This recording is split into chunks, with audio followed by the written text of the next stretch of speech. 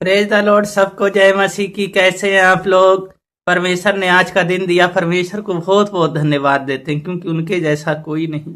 उन्होंने हमेशा हमें संभाला है। वचन के लिए प्रार्थना करेंगे। महान अनुग्रहकारी पिता परमेश्वर, प्रत्येक जन को आपके हाथों में सौंपते हैं। वचन पढ़ते हैं, उसमें गहरी बातें बताएं, आपकी महिमा वचन के अनुसार जीवन जीने पाए। सारा गौरव आदर महिमा आपको देते हैं। उद्धारकर्ता यीशु मसीह के नाम से मांगते हैं, आमीन।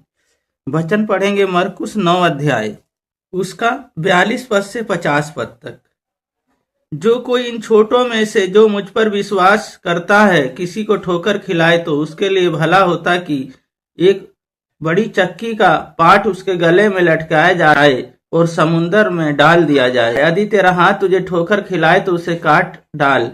टूंडा होकर जीवन में प्रवेश करना तेरे लिए इससे भला है कि 2 हाथ रहते हुए नरक की आग में डाल दिया जाए, जो कभी बुझती नहीं, जहां उसका कीड़ा नहीं मरता और आग नहीं बुझती। यदि तेरा पांव तुझे ठोकर खिलाए तो उसे काट डाल। लंगड़ा होकर जीवन में प्रवेश करना तेरे लिए इससे भला है कि 2 पांव रहते हुए नरक की आग में डाला जाए, जहां उसका कीड़ा नहीं मरता और आग नहीं बुझती। यदि तेरी आंख तुझे ठोकर खिलाए तो निकाल डाल। काना होकर परमेश्वर के राज में प्रवेश करना तेरे लिए इससे भला है कि 2 आंख रहते हुए तू नरक की आग में डाला जाए, जहां उसका कीड़ा नहीं मरता और आग नहीं बुझती। क्या हर एक जन आग से नमकीन किया जाएगा? नमक अच्छा है, पर यदि नमक का स्वाद बिगड़ जाए तो उस किससे नमकीन करेंगे? अपने आप में नमक रखो और आपस में मेल मिलाप से रहो। इस वचन को पढ़े जाने को परमेश्वर आशीष दे। यीशु मसीह जी कहते हैं, जो कोई विश्वास करता है वो छोटे से छोटे है।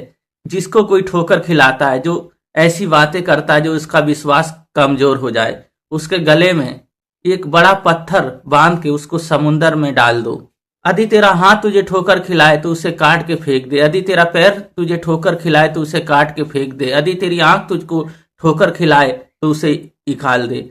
वो कहते हैं, दोनों रहते हुए तू नरक में डाला जाए, इससे अच्छा है एक रहते हुए तू स्वर्ग में डाला जाए, स्वर्ग में जाए, जहां पे परमेश्वर हमेशा साथ रहते हैं। और नरक में क्या है? आग ही आग जलता है। यीशु मसीह कहते हैं, सब भलाई करें। पहली बात भलाई करना। हमारे ऐसे शब्द हों जो विश्वास में लोग बढ़े। ऐसे हमारे शब्द ना हो जो हमारे बोलने द्वारा विश्वासियों का विश्वास कमजोर हो जाए और यानी बहक चले जाए और बढ़ते चले जाए। हमें भलाई करना है, क्योंकि भलाई के लिए परमेश्वर ने हमें चुना है।